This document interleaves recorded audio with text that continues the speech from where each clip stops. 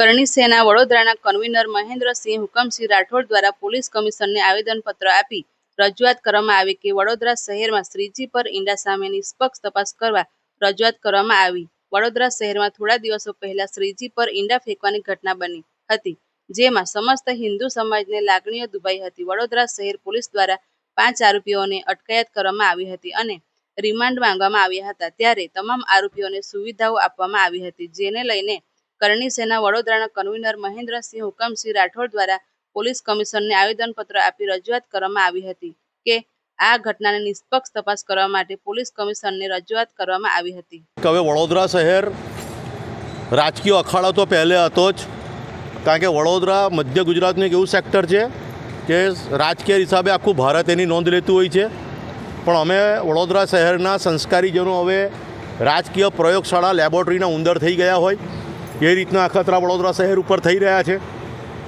થોડા દિવસ પહેલાં આપ જોઈએ કે શ્રીજીની પ્રતિમા પર ઈરાદાપૂર્વક ઈંડા મારી અને સમગ્ર હિન્દુઓની લાગણી દુભાઈ અને વડોદરા શહેરનું વાતાવરણ ડહોળાય અને સમગ્ર શહેરમાં નહીં સમગ્ર ગુજરાત રાજ્યની અંદર કોમી હિંસા ફાટી નીકળે એ પ્રકારનું ઈરાદાપૂર્વક કૃત્ય કરાવવામાં આવ્યું।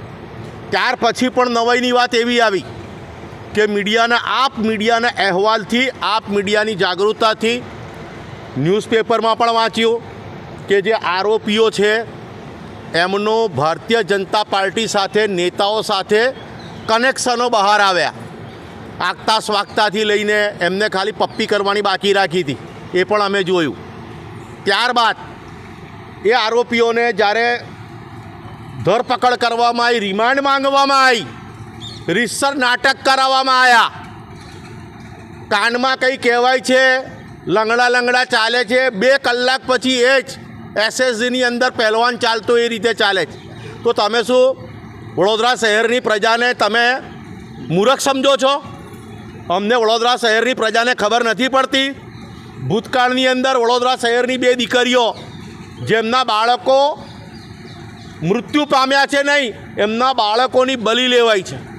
એ માતાઓ જ્યારે મુખ્યમંત્રી સમક્ષ પોતાની વેદના ઠાલવવા ગઈ હતી, એક રાજા પાસે, એક બાપ પાસે પોતાનો ન્યાય માંગવા ગઈ હતી, એ વિષયનું લક્ષીને આશીષ જોશી ઉપર છેલ્લા 10 થી 15 દિવસની કોલ ડિટેલ ચેક કરવામાં આવતી હોય, આશીષ જોશી ક્યાં જાય છે, કોને મળે છે, બલકી એ કોઈને રાષ્ટ્ર વિરોધી કૃત્ય નહોતું કર્યું, એમણે કોઈ વિરોધી કૃત્ય નહોતું, તે છતાં એમની પર જો આટલી બધી ઇન્ક્વાયરી થતી હોય, એ ભારતીય જનતા પાર્ટીનો નિજી વિષયની અંદર પોલીસ પકડીને ઇન્ક્વાયરી કરીને જો એ ભારતીય જનતા પાર્ટીને રિપોર્ટ આપવા માંગતી હોય તો માનનીય આદરણીય આજે ખાસ કરીને અમે એ જ કહેવા આવ્યા છે, એ જ વિષય પર આવ્યા છે કે જો તમે એ વિષયમાં ઊંડાણપૂર્વક તપાસ કરતા હોય તો આ આરોપીએ હિન્દુ ધર્મને નહીં મુસ્લિમ ધર્મને પણ બદનામ કરવાનું ષડયંત્ર રચ્યું છે। એણે હિન્દુઓની તો આસ્થાને દુભાઈ છે, પણ તે છતાં જે મુસ્લિમો હિન્દુઓને લાઈક કરે છે, જે કોઈ રાષ્ટ્ર વિરોધી કૃત્યમાં ભાગ નથી લેતા,